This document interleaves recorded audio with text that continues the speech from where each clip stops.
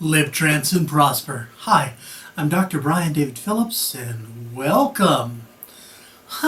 This is Tuesday, and Tuesday is Hypno News. Yeah. Now, this is a bit of fun. Alright, it's not recent, but it's still newsworthy and of particular interest to those of you who know my work with performance enhancement and creativity work.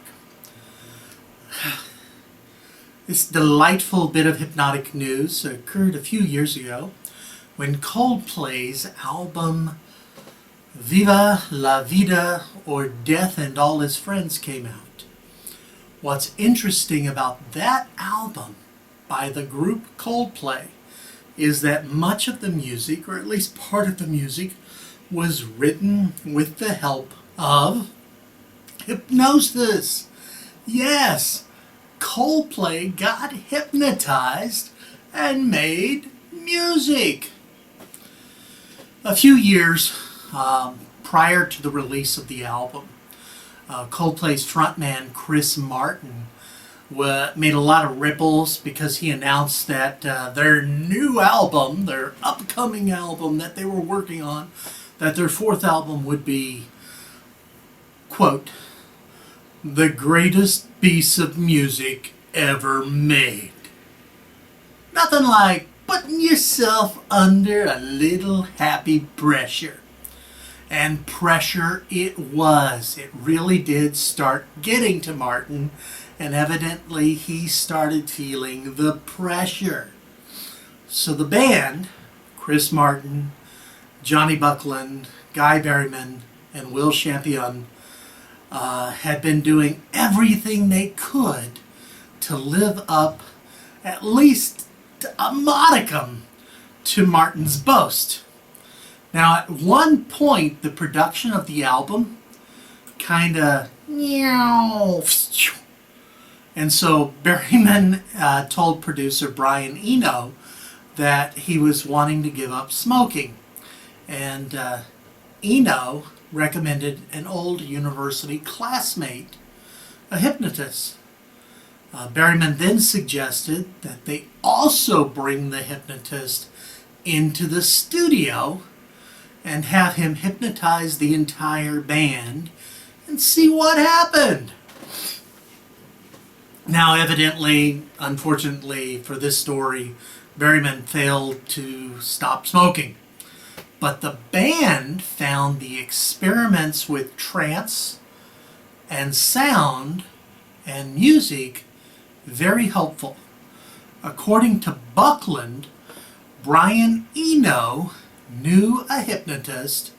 Let me just quote that, okay? This is directly from a story, and I will be putting a link to a blog post on this that has references and citations so you can click and learn more. Anyway, here's a quote from Buckland.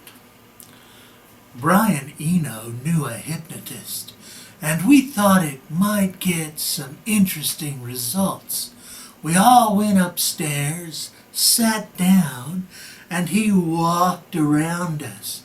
He got us into some strange kind of trance, and we came down and played some more. Now, Buckland doesn't actually talk like that. That's just my imagination. Anyway, Martin was more specific when he described the results and the experiments, and he was much more positive in his summation of the experience. Martin actually said, I think it did work, actually.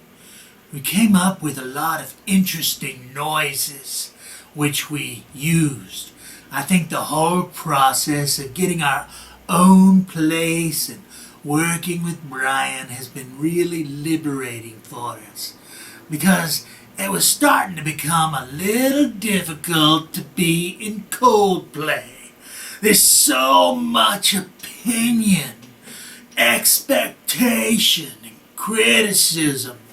We wanted to be free from that for a bit, to try things and just be a little group, which Brian really spearheaded, So things like the hypnotism, all these crazy experiments that he tried with us, just an effort to say, it's okay.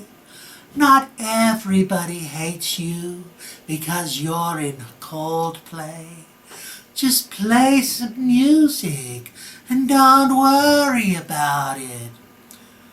After about a month of working with him, we literally forgot that we'd ever been on tour or had other records out.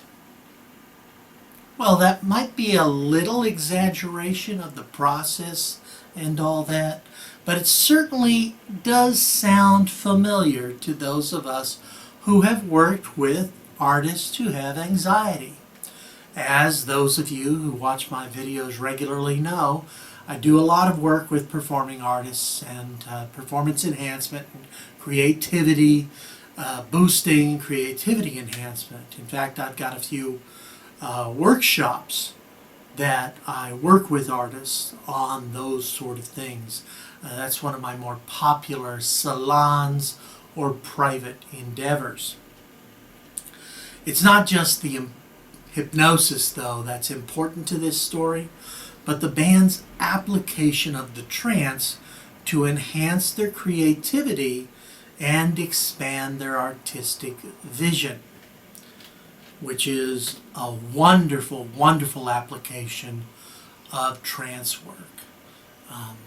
Those of you who know me are aware that two of my music-related workshops, or HYPNO jam sessions that I occasionally run, are specifically based upon techniques that I use to enhance creativity, to lower stress related to creation work, and then just let the unconscious go and run through those.